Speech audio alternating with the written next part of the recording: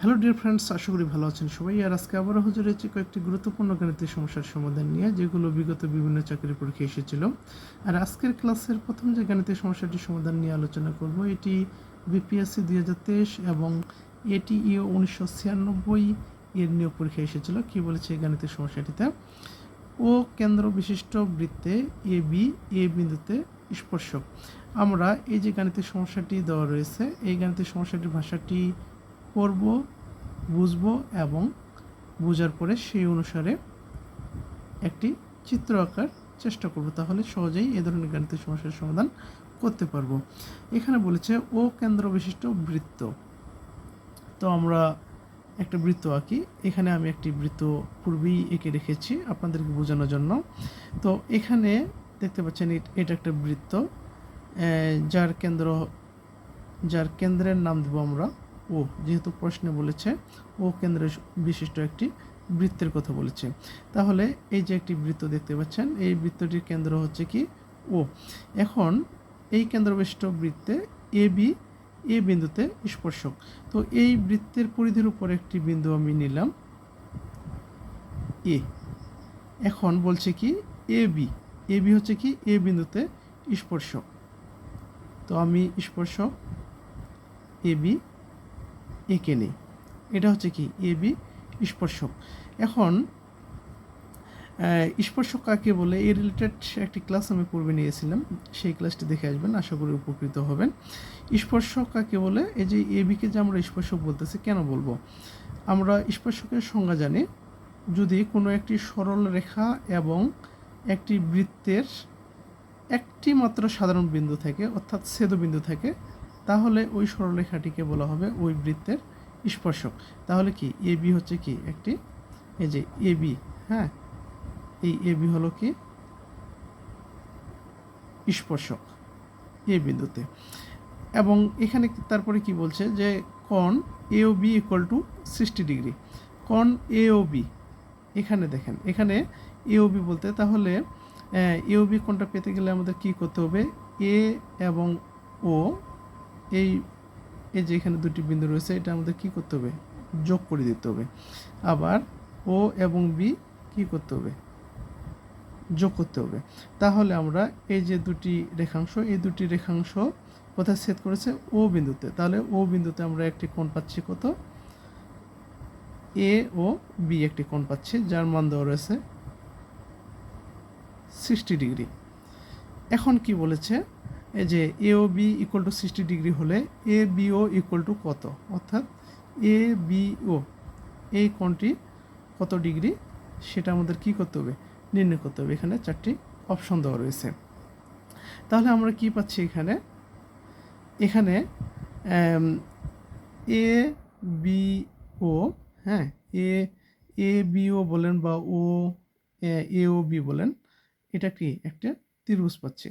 এই যে তিন কোণ আকৃতি, এটা কি ত্রিভুজ চিহ্ন এ ও বি, এটা দিয়ে বোঝানো হচ্ছে এ ও বি একটি কি ত্রিভুজ। এই যে এই ত্রিভুজে দেখেন দুটি কোণ, একটি কোণ এই যে এ বি ও, এটার মান নির্ণয় করতে বলেছে, আর এ ও বি, হ্যাঁ, এ ও বি এই কোণটার মান দেওয়া রয়েছে। আবার এখানে দেখেন, এখানে কিন্তু এ কোণের মান আমরা জানি না। যদি এই কোণের মানটা আমরা জানতাম, তাহলে আমরা সহজে নির্ণয় করতে পারতাম এই বি কোণটা কি, তাই না? আমরা কি জানি যে ত্রিভুজের তিন কোণের সমষ্টি কত জানি? 180 ডিগ্রি।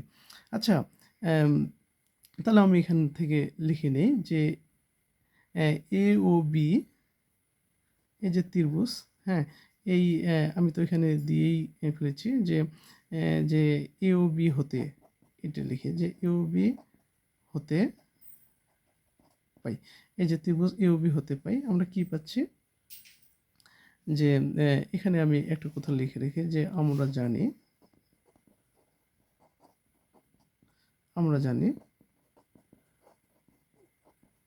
ত্রিভুজের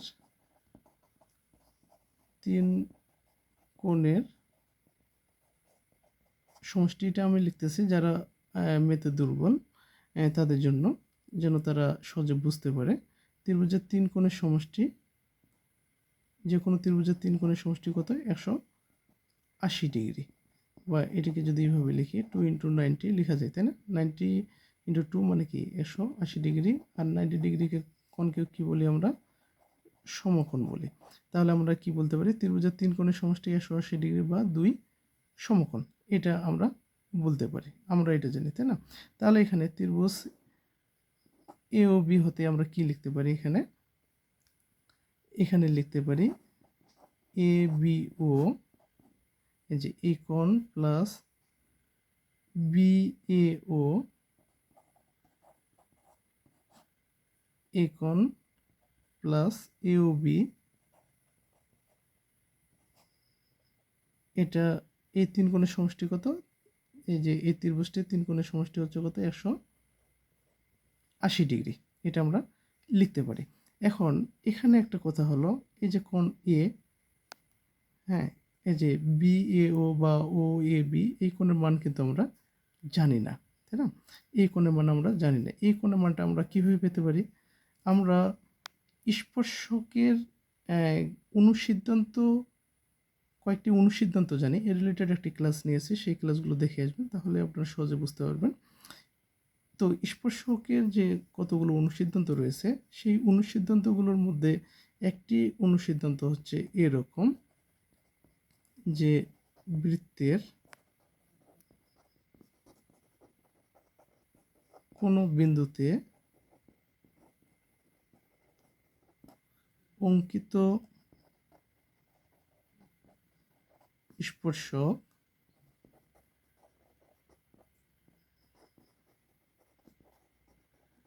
স্পর্শ বিন্দুগামী ব্যাসার্ধের উপর লম্ব। এখানে দেখেন, বৃত্তের কোনো বিন্দুতে অঙ্কিত স্পর্শক, এই যে কোনো বিন্দুতে বলতে কি, এ বিন্দুতে স্পর্শক আমরা এঁকেছি, তাই না? এ বি, কোনো বিন্দুতে অঙ্কিত স্পর্শক এবং ওই স্পর্শ বিন্দুগামী যে ব্যাসার্ধ, এই যে ওই স্পর্শগামী ব্যাসার্ধ কোনটি? ও এ, এটি কি ব্যাসার্ধ, তাই না? কোনটা ব্যাসার্ধ? ও এ। ও এ হচ্ছে কি ওই স্পর্শ বিন্দুগামী ব্যাসার্ধ।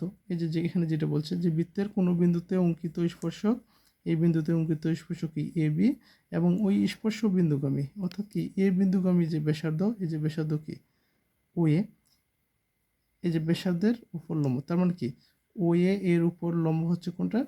A B. তাহলে এখান থেকে আমরা কি বলতে পারি? এখান থেকে আমরা কি বলতে পারি? যে এ বি লম্ব ও এ, তাই না? এই যে এ বিটা হচ্ছে কি ও এর উপর লম্ব। তাহলে আমরা এখান থেকে কি বলতে পারি? বি এ ও, এটা কি 90 ডিগ্রি। তার মানে কি এই কোণটা হচ্ছে কত? 90 ডিগ্রি। কি বুঝতে পেরেছেন নিশ্চয়ই? তাহলে এখন আমরা যেটা কাজ করব, এই যে এখানে মানগুলো বসিয়ে দেব, ঠিক আছে? এই যে এখানে যে আমরা লিখেছি, এই যে ত্রিভুজ এ ও বি, হ্যাঁ, এখানে যে আমরা লিখেছি যে আমরা কি জানি যে ত্রিভুজের 3 কোণের সমষ্টিগত 180 ডিগ্রি। এখন এখানে আমরা মানগুলো বসিয়ে দিই। এখন আমাদের যেটা কাজ করতে হবে কি, এ বি ও, এটার মান তো আমরা নির্ণয় করবো। তার মানে কি এ বি ও আমি রেখে দিলাম, বি এ ও এটা জানি, তাই না? বি এ ও এই কোণের মান কত জানি আমরা? 90 ডিগ্রি, প্লাস এ ও বি এই কোণের মান কত জানি? 60 ডিগ্রি। আর এই 3 কোণের সমষ্টি কত? 180 ডিগ্রি। আমরা এ বি ও এটা রেখে দিলাম। 90 + 60 যোগ করলে কত হয়? 0 9 6 15, 150 ডিগ্রি। সমান কি 180 ডিগ্রি, তাই না? আমরা মান নির্ণয় করব এ বি ও এই কোণের। তাহলে আমরা কি করব? 150কে বাম থেকে ডানে নিয়ে যাব।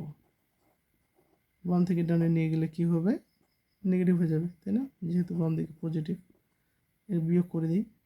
0, 8 থেকে 5 বিয়োগ করলে 3, তাহলে এই দুটি বিয়োগফল হচ্ছে কত? 30 ডিগ্রি। তাহলে আমরা এখান থেকে এ বি ও এই যে কোণটি, এই কোণটির মান কত পেলাম আমরা? 30 ডিগ্রি পেলাম। তাহলে এখানে যে অপশনগুলো রয়েছে, এই অপশনগুলোর মধ্যে অ্যান্সার হচ্ছে কোনটা? এ। আশা করি বুঝতে পেরেছেন সবাই।